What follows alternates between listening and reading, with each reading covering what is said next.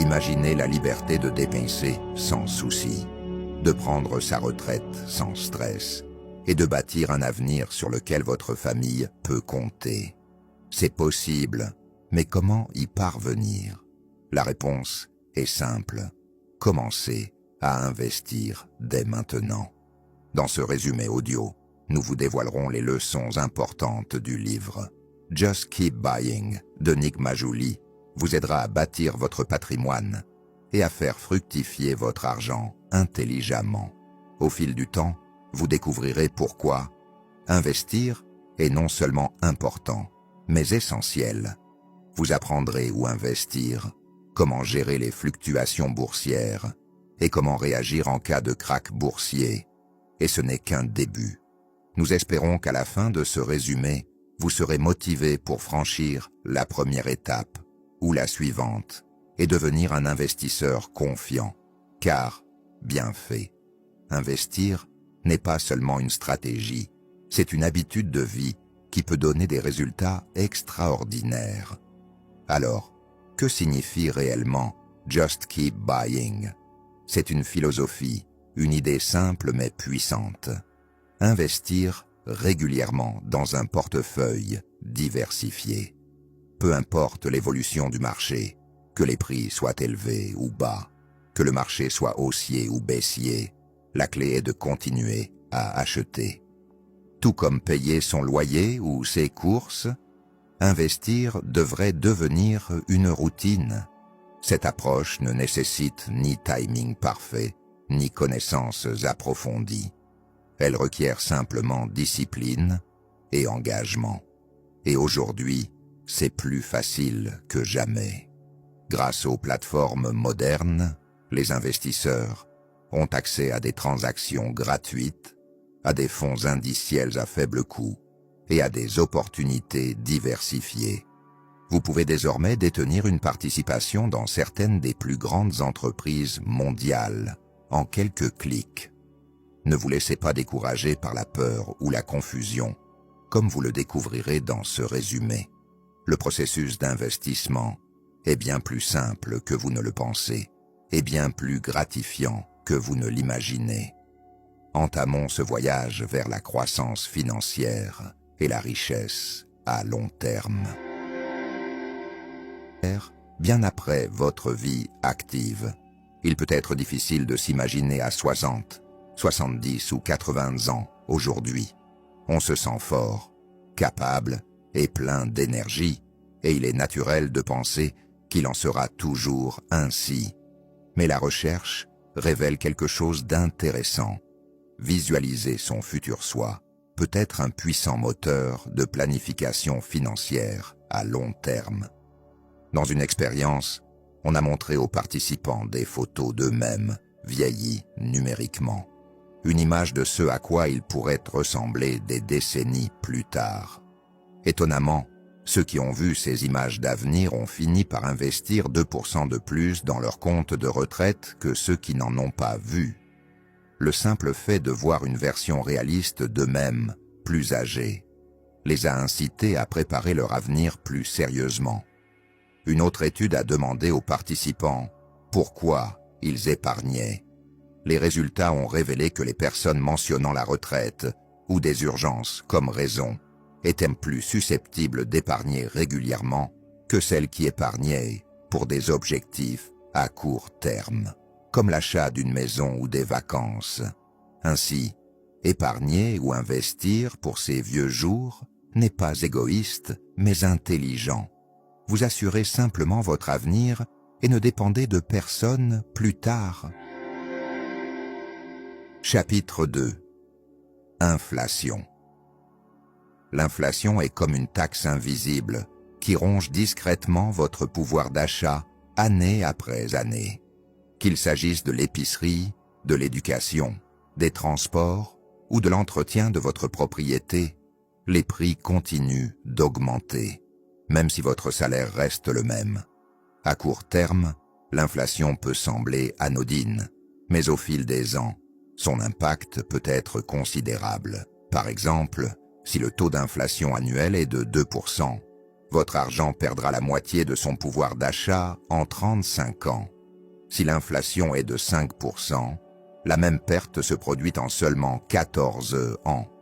Plus l'inflation est élevée, plus votre argent perd de la valeur rapidement.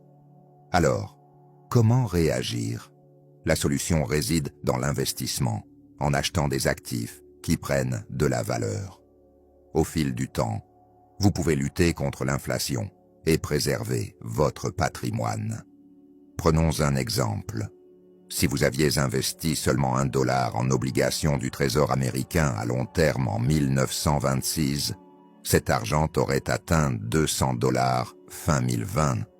Mais si vous aviez investi le même dollar dans un panier diversifié d'actions américaines, votre valeur aurait dépassé les $10 000 sur la même période. Voilà le pouvoir de l'investissement à long terme. Imaginez maintenant que vous êtes à la retraite, que vous ne gagnez plus de salaire, mais que le coût des produits de première nécessité ne cesse d'augmenter. Si vous avez investi tout au long de votre vie, vous disposerez toujours d'une source de revenus passifs stable pour subvenir à vos besoins. Chapitre 3. Investir pour transformer votre capital humain en capital financier. Le capital humain désigne la valeur de votre temps, de vos connaissances et de vos compétences. Bien que vous puissiez améliorer vos connaissances et développer vos compétences au fil du temps, il est une chose, vous ne pouvez pas augmenter votre temps en vieillissant.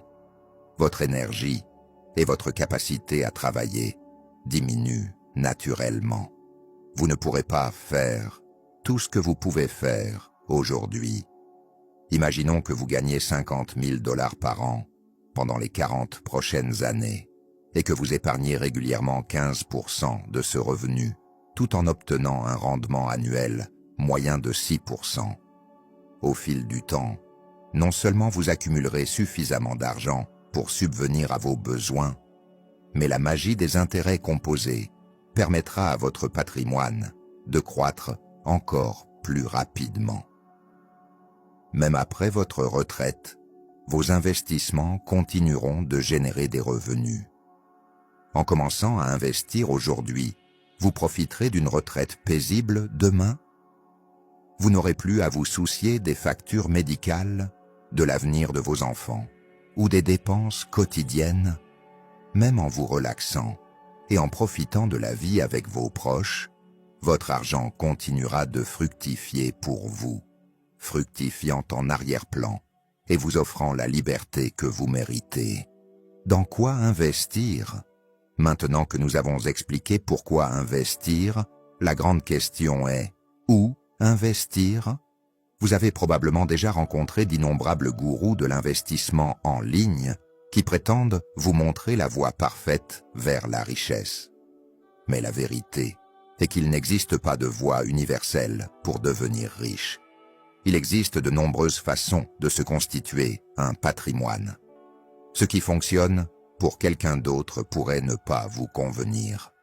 C'est pourquoi il est important d'étudier différentes approches et de comprendre ce qui convient à votre situation personnelle. Votre objectif doit être de constituer un portefeuille diversifié d'actifs générateurs de revenus. Et c'est précisément ce que signifie le titre « Continuer à acheter ». Continuer à investir régulièrement dans une variété d'actifs sur le long terme. Alors, quel type d'investissement devriez-vous envisager? Explorons quelques grandes classes d'actifs qui peuvent vous aider à vous constituer un patrimoine. Nous examinerons les avantages et les risques de chacune, ainsi que la manière d'y investir.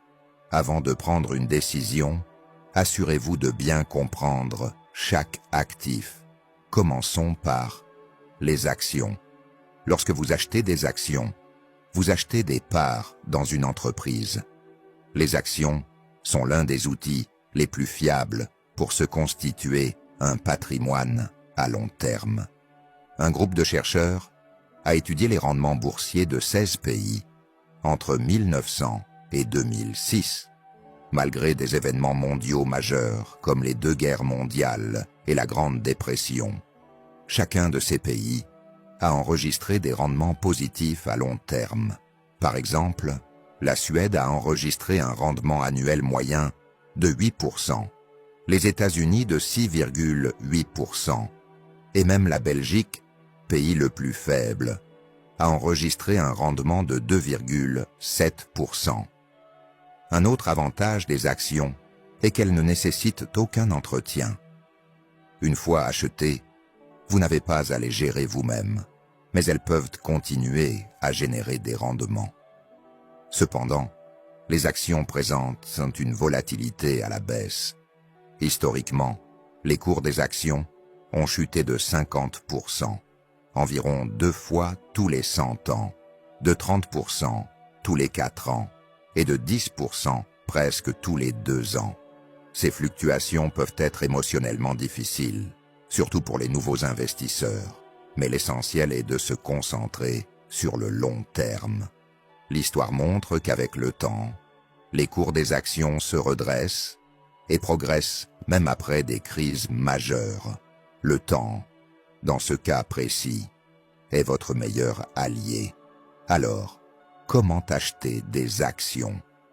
Vous pouvez vous renseigner auprès de votre banque ou ouvrir un compte auprès d'un courtier en ligne réputé. Vous pouvez acheter des actions individuelles ou investir via des fonds négociés, en bourse, des ETF ou des fonds indiciels.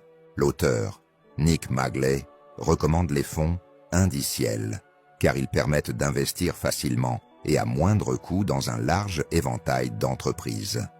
Par exemple, investir dans un fonds indiciel S&P 500 vous donne une exposition aux 500 premières entreprises américaines.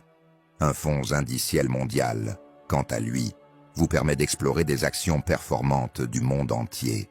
En tant qu'actionnaire, vous pouvez percevoir des dividendes, votre part des bénéfices d'une entreprise, ainsi que des plus-values. Parlons maintenant des obligations. Acheter une obligation revient à prêter de l'argent à un État ou à une entreprise pour une durée déterminée. En contrepartie, il vous verse des intérêts, appelés coupons, jusqu'à la date d'échéance, date à laquelle votre capital est remboursé. Le rendement d'une obligation est calculé en divisant le coupon annuel par son prix d'achat. Par exemple, si vous achetez une obligation pour 1 000 $ et recevez 100 $ par an, le rendement est de 10%. La plupart des ouvrages sur les obligations font généralement référence aux bons du Trésor. Mais il en existe de nombreux autres types: obligations municipales, prêts aux collectivités locales, obligations d'entreprise, prêts aux sociétés et obligations d'États étrangères. Les obligations non américaines offrent souvent des taux d'intérêt plus élevés, mais elles sont aussi plus risquées. Pourquoi?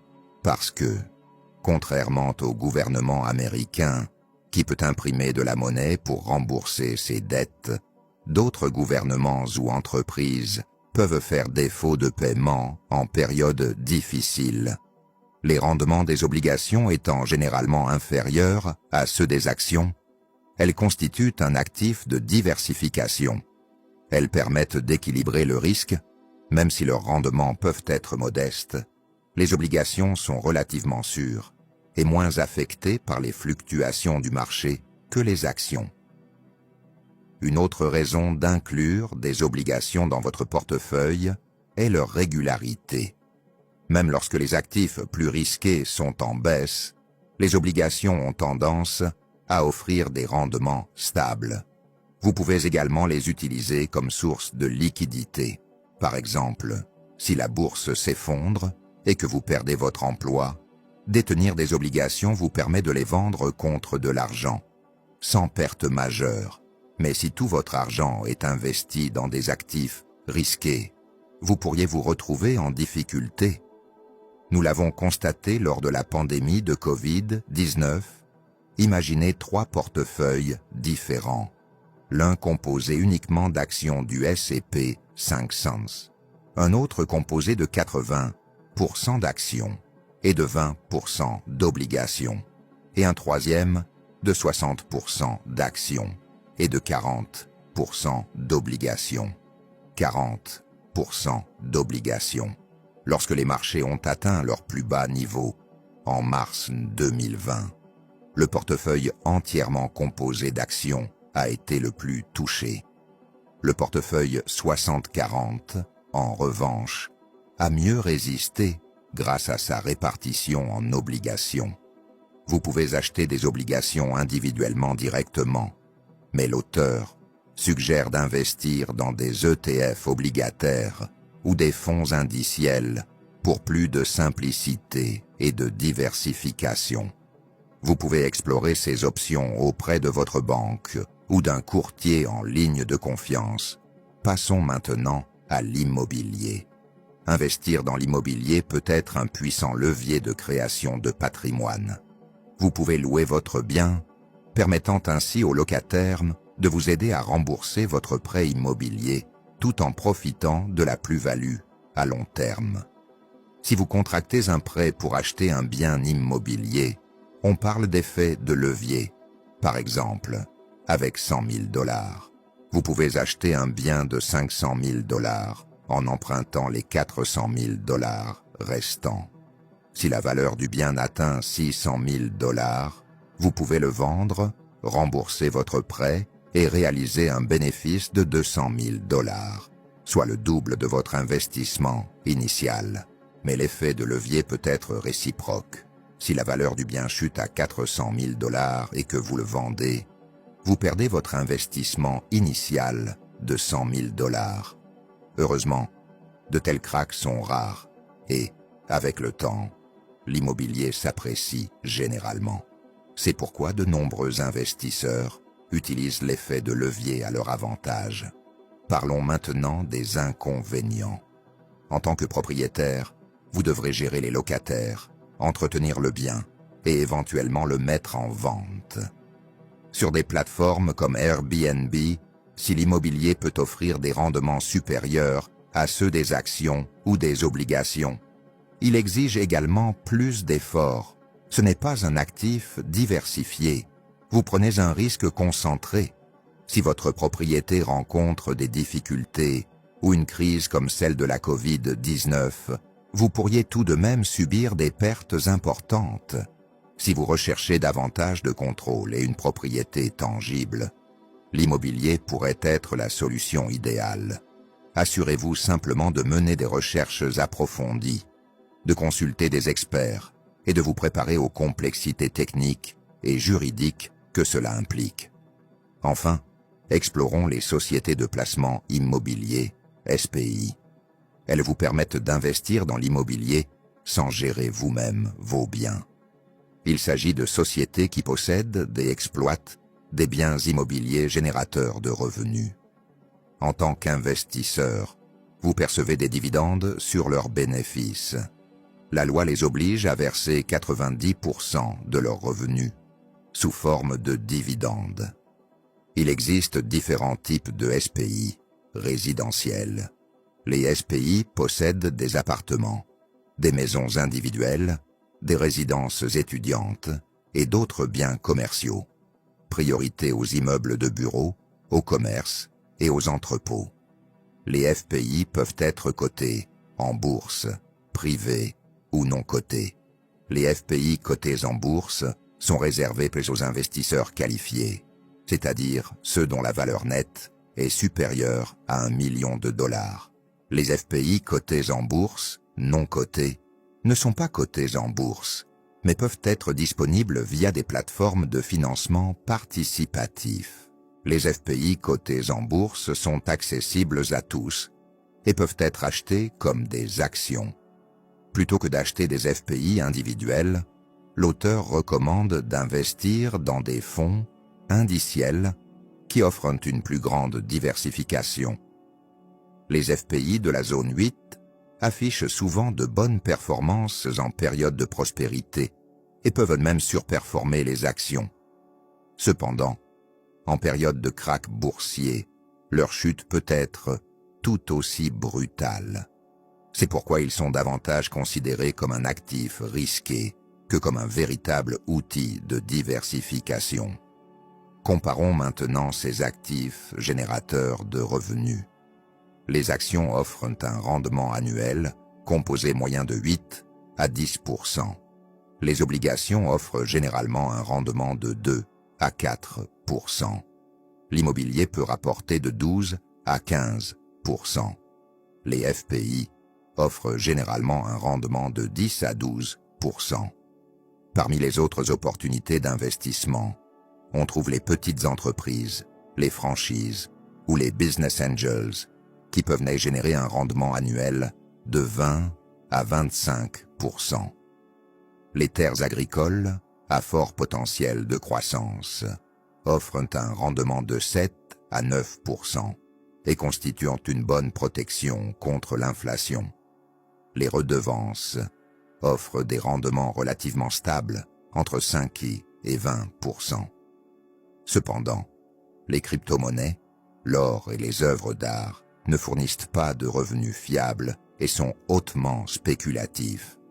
Selon votre tolérance au risque, ces actifs peuvent être ou non adaptés à vos besoins, et il est donc conseillé d'éviter d'investir dans des actions individuelles.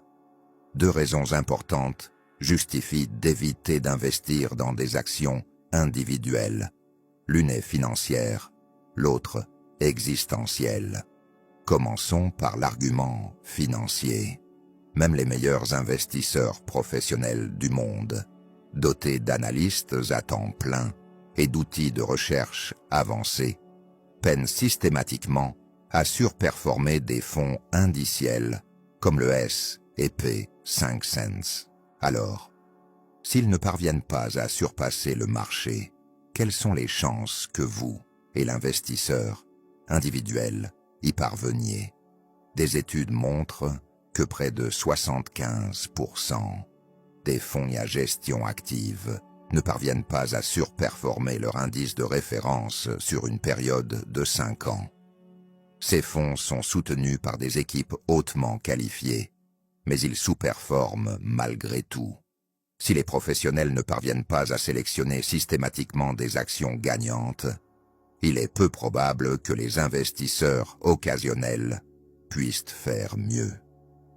D'autres études révèlent que seul un infime pourcentage d'actions individuelles performe bien. À long terme, une étude intitulée « Les actions surperforment-elles les bons du Trésor ?» a révélé qu'entre 1926 et 2016, seuls les 4% des meilleures actions américaines étaient responsables de la surperformance de tous les marchés par rapport aux bons du Trésor. Cela signifie que 96% des actions ont sous-performé ou n'ont pas généré de rendement significatif. Posez-vous donc cette question. Quelles sont les chances que vous choisissiez une action parmi les 4% gagnants plutôt que parmi les 96% sous-performants? Pour rendre les choses plus sérieuses, réfléchissez à ceci. Si vous regardez l'indice Dow Jones Industrial Average de mars 1920, aucune des 20 entreprises qui le composaient à l'époque n'en fait partie aujourd'hui. Même les entreprises les plus importantes et les plus prospères ne restent pas éternellement au sommet. Choisir la bonne action est bien plus difficile qu'il n'y paraît. Surclasser le marché est un exploit rare, même pour les investisseurs les plus expérimentés. Les chances sont contre vous et les risques de perte sont élevés. C'est pourquoi détenir un fonds indiciel ou un ETF à faible coût est généralement un choix plus judicieux. Non seulement cela réduit votre stress, mais cela diminue également les risques de pertes financières importantes. Les fonds indiciels répartissent votre risque sur des centaines d'entreprises, offrant ainsi plus de stabilité et des rendements réguliers dans le temps. Passons maintenant à l'argument existentiel. Ce point remet en question votre confiance et vos compétences. En tant qu'investisseur, comment savoir réellement si vous êtes doué pour sélectionner des actions individuelles? Une seule bonne transaction sur une journée, une semaine ou un an prouvera-t-elle que vous êtes un investisseur compétent? Probablement pas. En fait, il pourrait falloir des années pour savoir si votre décision est le fruit de votre talent ou de la chance. Et même dans ce cas, vous devrez attendre et comparer vos résultats avec un indice comme le S&P 500 pour voir si vous avez réellement fait mieux, ce qui constitue un autre défi. Et si votre surperformance n'était pas due à votre analyse, mais plutôt à des facteurs indépendants de votre volonté?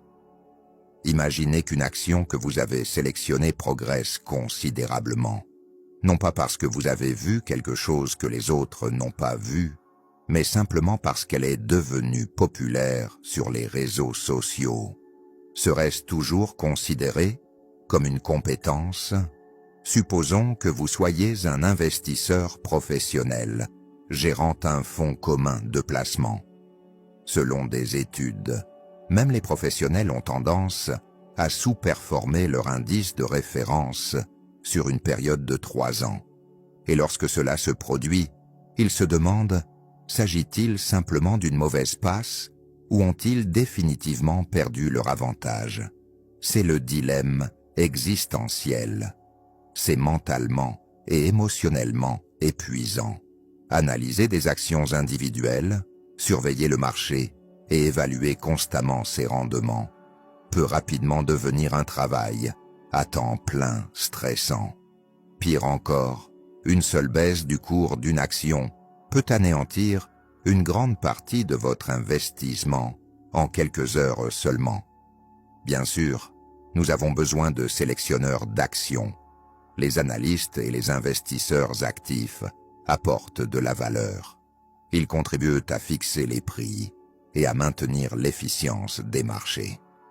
Mais pour la plupart des investisseurs ordinaires, il existe une meilleure solution. En investissant dans des fonds indiciels et des ETF, vous évitez le stress inutile et réduisez le risque de perdre votre argent durement gagné. Plus besoin de deviner quelle action va gagner. Vous continuez simplement à acheter une part du marché. Ce n'est pas seulement une stratégie plus sûre, c'est une stratégie plus judicieuse. À quel moment investir? Détendons-nous un peu avec une bonne nouvelle. Saviez-vous que les marchés boursiers montent plus souvent qu'ils ne baissent? En effet, tout au long du XXe siècle, l'indice Dow Jones Industrial Average est passé de seulement 66 points à plus de 11 497. Et cette croissance ne s'est pas produite en temps de paix. Cela s'est produit alors que le monde traversait 2 guerres majeures, la Grande Dépression, plus d'une douzaine de récessions, des crises pétrolières, une épidémie de grippe et même la démission d'un président américain en exercice. Cette tendance ne se limite pas au seul marché américain. Comme nous l'avons vu précédemment, les marchés boursiers mondiaux ont également affiché des tendances positives à long terme au fil des décennies, malgré de nombreux défis. Alors, si les chances sont de votre côté, pourquoi attendre? Chaque jour où vous retardez votre investissement est une occasion manquée de faire fructifier votre argent. Plus tôt vous commencez, plus vous donnez à vos investissements le temps de capitaliser et de se multiplier. Alors, n'attendez pas le moment idéal, lancez-vous. Imaginez maintenant que vous possédiez soudainement $1 million et que votre objectif soit de le faire fructifier régulièrement sur les 100 prochaines années. 2 options s'offrent à vous. Investir la totalité du $1 million aujourd'hui ou n'en investir qu'1%. Cela représente $10 000 par an pendant les 100 prochaines années. Quelle stratégie vous semble la plus judicieuse dans une perspective de croissance à long terme? Investir la totalité du $1 million dès le départ, serait le meilleur choix. Pourquoi? Parce que plus vous investissez tôt, plus votre argent a le temps de fructifier. Si vous étalez votre investissement sur un siècle, certes, les cours des actions peuvent augmenter, mais les liquidités restantes, inutilisées, perdront progressivement de la valeur en raison de l'inflation. Bien sûr, investir tout votre argent en bourse d'un coup peut paraître risqué, mais vous pouvez réduire ce risque en constituant un portefeuille diversifié. Par exemple, 60% en actions et 40% en obligations. De cette façon, vous donnez à votre argent la possibilité de fructifier tout en vous protégeant des pertes importantes. En fait, un portefeuille 60-40 peut surperformer une stratégie qui consiste à investir 10 000 $ en actions chaque année. Même si cette approche est entièrement investie en actions, c'est la force du temps et d'une répartition d'actifs judicieuse. Vous n'avez peut-être pas $1 million sous la main, et ce n'est pas grave. Ce qui compte, c'est que le marché boursier est généralement en hausse avec le temps. Le meilleur moment pour investir n'est donc pas un jour, mais maintenant. En investissant tôt, vous donnez non seulement plus de temps à votre argent pour fructifier, vous le protégez également du poison de l'inflation et, surtout, vous prenez des mesures concrètes pour vous constituer une retraite sûre et confortable. Alors, n'attendez pas que les astres s'alignent. Continuez simplement à acheter. Commencez dès aujourd'hui. Pourquoi ne pas craindre la volatilité? Voici un autre conseil d'investissement qui pourrait vous surprendre. Le plus grand risque est de ne prendre aucun risque. Si vous craignez la chute des cours boursiers et que vous évitez d'investir par crainte, vous passerez à côté d'une des meilleures opportunités de faire fructifier votre argent. Pour réussir, en tant qu'investisseur à long terme, vous devez apprendre à accepter la volatilité, l'imprévisibilité des marchés et les inévitables baisses. Prenons une expérience de pensée. Imaginez qu'un génie magique apparaisse à la fin de chaque année et vous indique de combien le marché boursier américain pourrait chuter à son pire moment l'année suivante. Ce génie ne peut pas vous indiquer quelles actions choisir, ni quelle performance globale du marché, mais il peut vous indiquer la baisse maximale en début d'année, c'est-à-dire la plus forte baisse entre le plus haut et le plus bas du marché au cours d'une année donnée. Voici la question. À quel moment décideriez-vous de sortir des actions pour investir dans les obligations? Et si le génie vous annonçait que le marché pourrait chuter de 40% l'année prochaine, investiriez-vous quand même? Et si le marché baissait de 20%, quelle est votre limite personnelle? Avant de répondre, voici un peu de contexte. De 1950 à 2020, la baisse intra-annuelle, maximale moyenne du S&P 500, était d'environ 13,7%. La pire baisse annuelle s'est produite en novembre 2008, lorsque l'indice a chuté de près de 48%. Examinons maintenant quelques scénarios possibles. Premier scénario. Supposons que vous soyez un investisseur très conservateur. Vous dites au génie que vous n'investirez pas en actions les années où le marché est attendu en baisse de 5% ou plus. Cette stratégie est appelée « éviter la baisse ». Dans ce cas, vous placeriez entièrement votre argent en obligations pendant ces années de volatilité. Mais si vous aviez suivi cette stratégie de 1950 à 2020, vous auriez accumulé 90% de richesse en moins que quelqu'un qui aurait simplement adopté une stratégie d'achat et de conservation. Restez investi en actions tout au long de la période, quelles que soient les fluctuations du marché. Pourquoi? Parce que les marchés subissent des baisses de 5% presque chaque année. En réalité, Sur l'ensemble de ces 70 ans, la baisse n'a été inférieure à 5% que pendant 7 années. Ainsi, en évitant le risque, vous auriez également évité la majeure partie de la croissance du marché boursier. Deuxième scénario. Imaginons que vous ne sautiez que les années où le marché est censé chuter de plus de 40%. Dans ce cas, vous ne seriez sorti du marché qu'en 2008 et, certes, cette stratégie pourrait légèrement surperformer la stratégie d'achat et de conservation, mais la différence serait minime. On observe donc deux extrêmes. Éviter toute volatilité entraîne une sous-performance massive, tandis que tenter d'éviter uniquement les cracks extrêmes n'offre guère d'avantages. Cela conduit à une stratégie plus équilibrée. Éviter d'investir en actions uniquement les années où la baisse attendue est supérieure à 15%. Dans ce scénario, vous privilégieriez les obligations pendant les années de forte volatilité et investiriez en actions le reste du temps. Cette méthode offre un bon équilibre entre minimisation du risque et maximisation de la richesse à long terme. Avec cette stratégie, vous seriez hors du marché boursier environ un tiers du temps, uniquement pendant les années de forte volatilité. Mais si vous limitez votre tolérance à des baisses de 20% ou 30%, vous finirez par rester sur le marché pendant ces pires périodes et perdrez de l'argent au lieu d'en gagner. Le piège est là. Il n'y a pas de solution miracle. Il est impossible de prédire avec certitude les baisses futures. On ne peut pas savoir à l'avance si le marché va chuter de 5%, 15% ou 40%.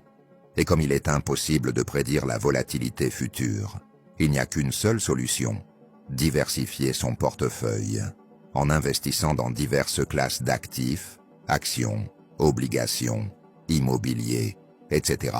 Vous réduisez votre exposition à la nature imprévisible du marché.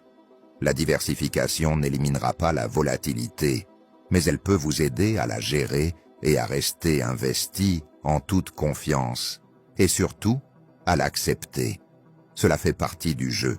Si vous ne parvenez pas à garder votre calme lorsque le marché chute de 50%, ce qui se produit historiquement environ une fois par siècle, alors l'investissement n'est peut-être pas fait pour vous.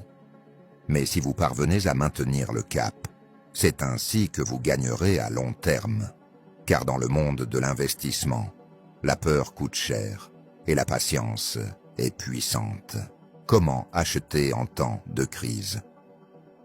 La pandémie de Covid-19 a secoué le monde entier et les marchés financiers n'ont pas fait exception.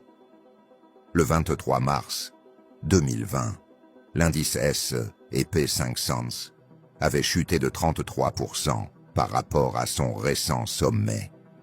Si vous aviez été investisseur à cette époque, qu'auriez-vous fait?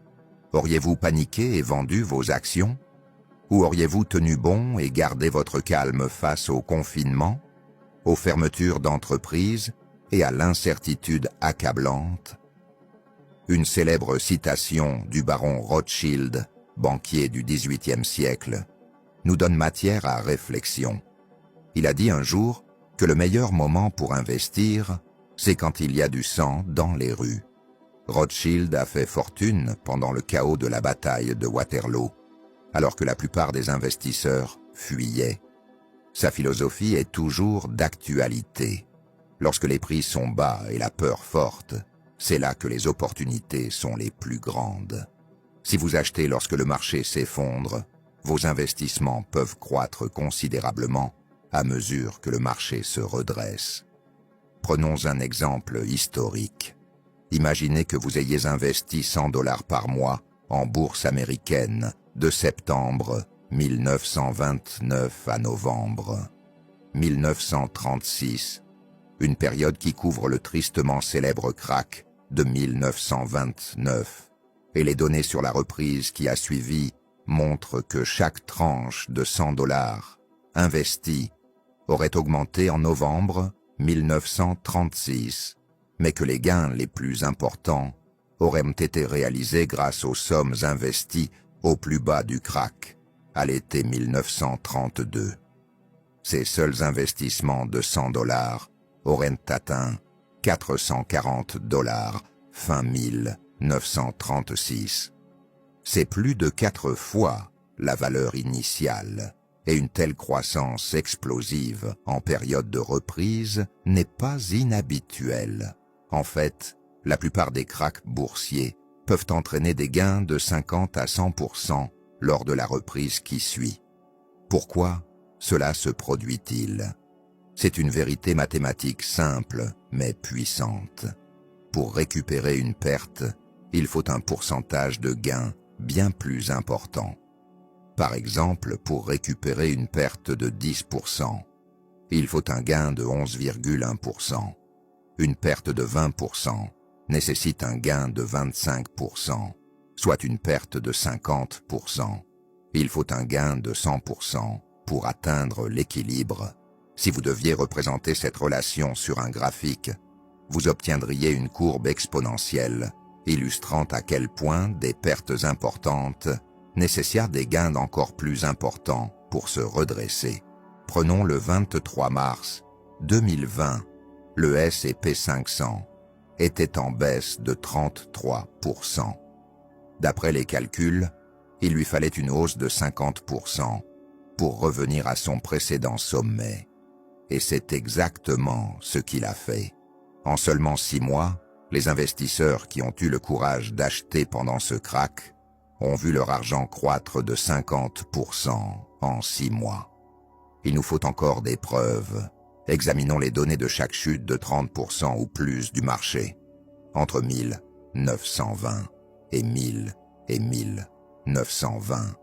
Si vous aviez investi pendant ces mois de baisse, vos chances de gagner moins de 5% par an étaient inférieures à 10%. Plus de la moitié du temps, vous auriez obtenu un rendement annualisé supérieur à 10%. Et voilà le hic. Si le marché avait chuté de 50% et que vous investissiez à ce moment-là, vos chances de réaliser un rendement annualisé supérieur à 25% étaient supérieures à 50%. En d'autres termes, il n'y a pas lieu de craindre les krachs boursiers. Ils offrent souvent les meilleures opportunités d'investissement et de croissance de votre patrimoine.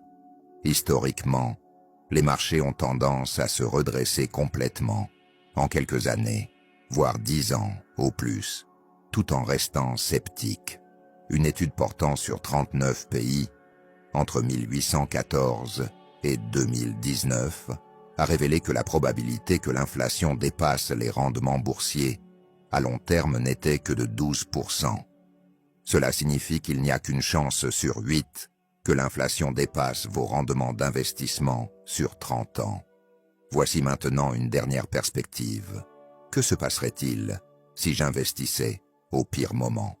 Prenons l'exemple du marché boursier japonais. Si vous aviez investi une somme forfaitaire à son apogée en décembre 1989, vous seriez peut-être encore sous le choc des décennies plus tard. Mais que se serait-il passé si vous aviez investi seulement $1 par jour de 1980 à 2020? Même avec les krachs et les décennies perdues, vous auriez obtenu un léger rendement positif. C'est le pouvoir de la constance. C'est le pouvoir de continuer à acheter. Alors, demandez-vous, resterez-vous les bras croisés, paralysés par la peur à chaque krach, ou agirez-vous en investissant pendant que d'autres hésitent et se positionneront pour des gains massifs? Car en réalité, ceux qui investissent en temps de crise ne font pas que survivre. Ils créent un véritable patrimoine. À terme, les cours des actions grimperont de 25%, 50%, voire 100%. La seule question est, allez-vous encore attendre ou êtes-vous déjà en voie de devenir riche? Quand vendre? Ce livre vous encourage à continuer d'acheter, à investir régulièrement et avec constance. Mais il arrivera un moment où vous devrez vendre, et c'est l'une des décisions les plus difficiles en matière d'investissement. Pourquoi? Parce que vos émotions tenteront de vous convaincre d'attendre encore un peu en espérant des rendements encore plus élevés, ou vous inciteront à vendre immédiatement pour éviter des pertes potentielles. Pour éviter ce piège émotionnel, soyez clair sur une chose. Ne vendez jamais de manière impulsive. Vendez plutôt pour des raisons précises, que ce soit pour rééquilibrer votre portefeuille, pour sortir d'une position concentrée ou pour répondre à un besoin financier. En dehors de ces trois raisons, évitez de vendre uniquement pour échapper aux impôts ou pour anticiper le marché avant d'analyser ces situations. N'oubliez pas, vendez au bon moment, pas dans la précipitation. Comme nous l'avons vu précédemment, le marché a tendance à monter plus souvent qu'à baisser. Même si vous décidez de vendre dans plusieurs années, il y a de fortes chances que vos investissements aient progressé. Mais si vous vendez trop tôt, vous risquez de passer à côté de la prochaine forte tendance haussière. C'est pourquoi il est judicieux d'acheter maintenant et de vendre progressivement afin de maximiser votre patrimoine à long terme. Commençons par le premier scénario. Vendre pour rééquilibrer votre portefeuille. Lorsque vous commencez à investir, vous définissez généralement une allocation cible, par exemple 60% en actions américaines et 40% en obligations américaines. Si vous avez 1000 $, cela signifie 600 $ en actions et 400 $ en obligations. Mais avec le temps, vos actifs à rendement élevé, comme les actions, finiront par dominer votre portefeuille. Si vous ne rééquilibrez jamais votre portefeuille, votre répartition d'actifs peut s'éloigner considérablement de votre plan initial. Par exemple, si vous aviez investi 1000 $ en 1930 et que vous n'y aviez pas touché pendant 30 ans, en 1960, votre portefeuille serait passé de 60% à 40% en actions à une proportion comprise entre 75% et 95%. En revanche, si vous aviez rééquilibré votre portefeuille chaque année, votre allocation resterait proche de 60% d'actions et de 40% d'obligations. En effet, les actions surperforment les obligations au fil du temps, et le rééquilibrage vous permet de pérenniser progressivement ces gains en transférant une partie de vos bénéfices vers des actifs plus sûrs. Oui, la stratégie ne jamais rééquilibrer peut surperformer légèrement en raison d'une exposition plus élevée aux actions, mais les investisseurs avisés rééquilibrent pour contrôler le risque. L'objectif du rééquilibrage n'est pas de maximiser les rendements, mais de se protéger contre une volatilité indésirable. Sans cela, votre portefeuille pourrait se transformer en un portefeuille bien plus risqué que prévu. Le rééquilibrage annuel est souvent l'approche la plus pratique. Il suffit de l'effectuer une fois par an, ce qui signifie moins de suivi et plus de tranquillité d'esprit.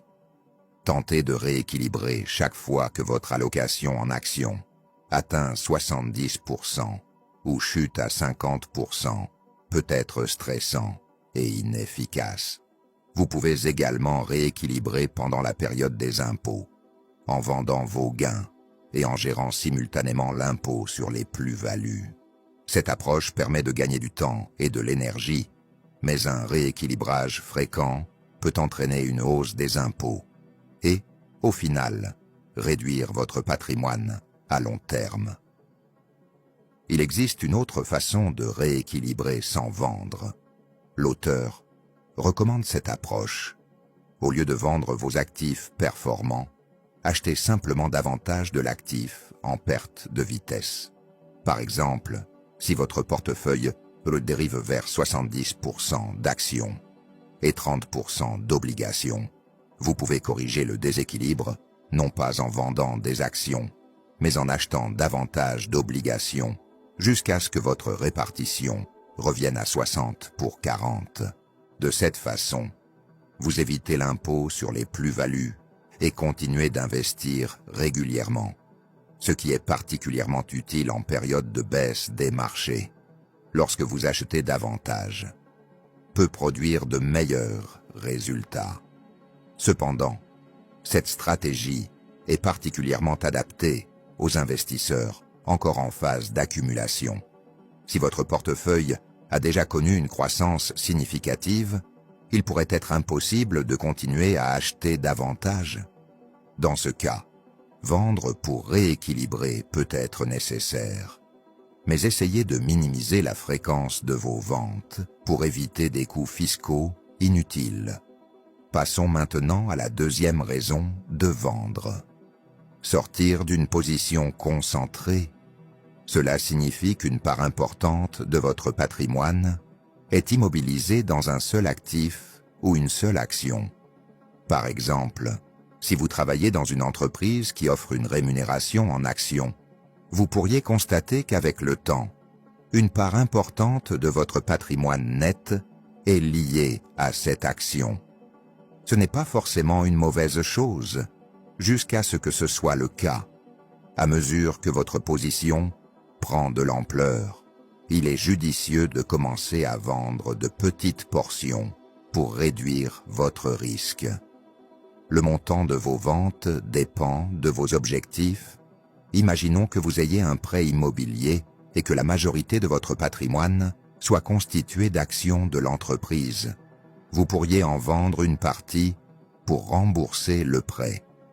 Certes, ces actions pourraient croître plus vite que la valeur de votre maison, mais cette croissance n'est qu'une possibilité. Votre prêt immobilier, en revanche, est une obligation garantie. Vous pouvez vendre 10% chaque mois ou vous débarrasser de 50% en une seule fois et conserver le reste. C'est à vous de décider, mais une règle s'impose. Ne vendez pas tout d'un coup. Des ventes importantes peuvent entraîner de lourdes conséquences fiscales et vous pourriez le regretter si le cours de l'action augmente ultérieurement. Cela dit, gardez ceci à l'esprit. Les actions individuelles sous-performent souvent des indices comme le S&P 500 au fil du temps. Demandez-vous donc quel niveau de risque vous êtes même prêt à accepter et en fonction de cela, planifiez votre stratégie de vente. Enfin, abordons la troisième raison de vendre.